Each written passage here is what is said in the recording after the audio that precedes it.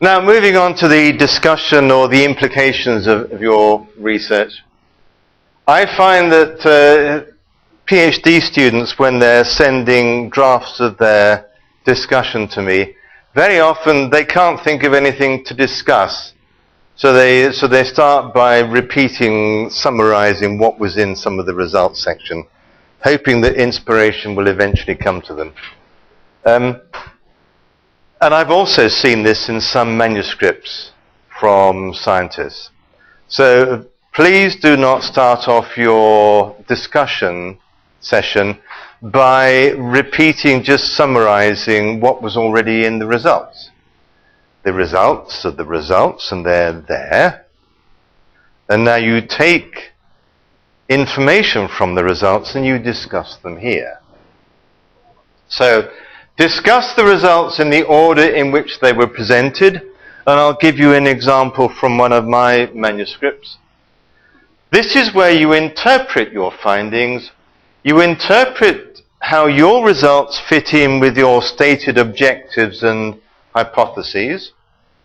Then you move on to compare how your results look in comparison with other people's published work. So you start by going back to your introduction, then you go out to compare with the rest of the world to see what they are doing and what they have concluded. Then in some cases, for some types of science, you need to identify potential limitations in your research. This is mainly in the sociology, social sciences. But they actually encourage you to identify the limitations of your research. And then future research, what I like to do is to say what I'm actually doing now. Say, these are the results and how we interpreted them from the research that I'm presenting. We are already taking part of that to the next step. So I would say, I would give one or two sentences about what we're doing at the moment, and then I would also say what the implications are, the broader implications are for this area of science. If it's plant breeding, then what the benefit could be for plant breeders and so on.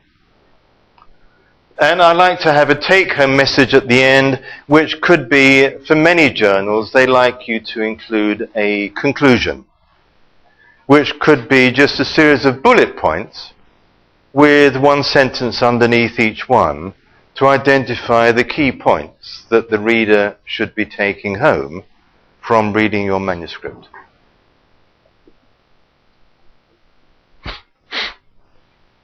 Okay, now this is an example. I was talking earlier about repeating results in the discussion. This was actually an example from somebody from Poland who was writing up results of some of their research, and she sent me this. I'm not expecting you to read it, so don't struggle to read it.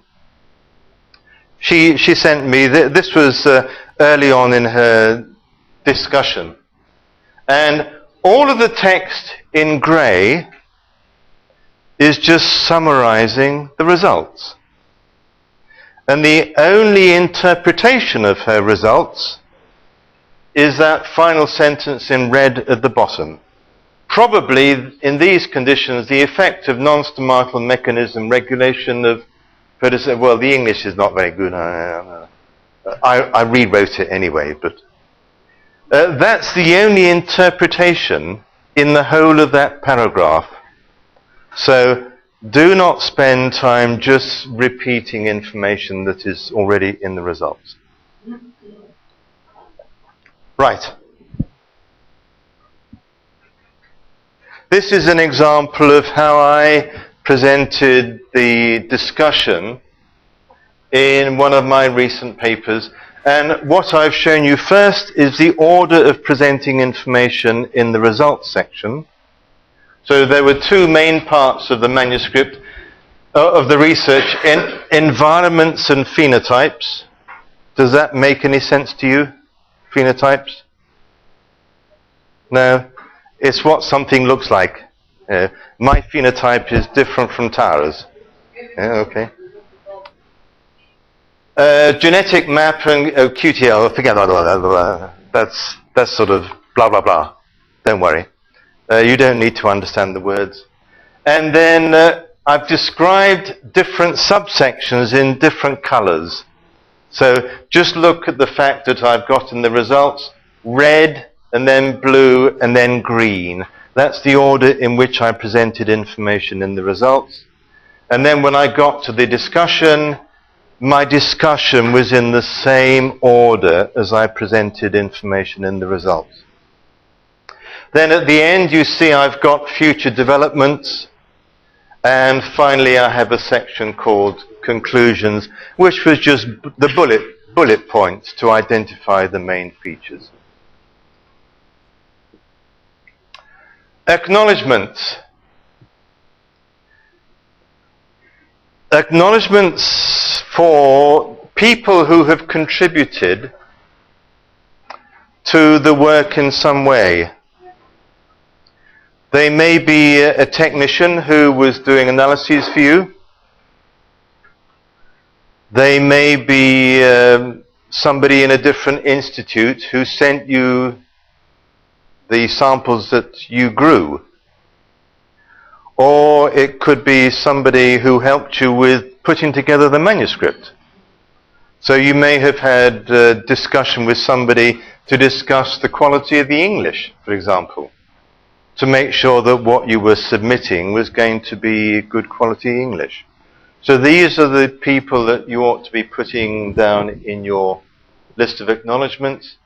And also I've put in bold there, which I see people are doing here in Serbia. So it's not a problem for anybody that I have come across. Acknowledging the funding sources that paid for the research. Most of you, I'm assuming, are on ministry projects. Are you?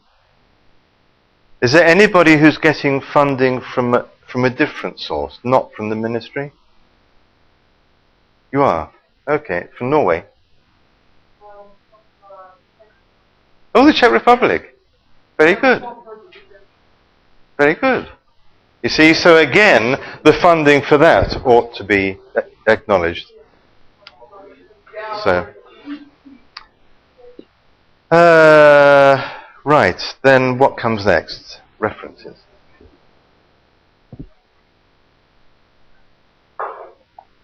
Now I've got at the bottom here, some people use EndNote or Reference Manager. There are softwares available now for you to organize your references and make them consistent.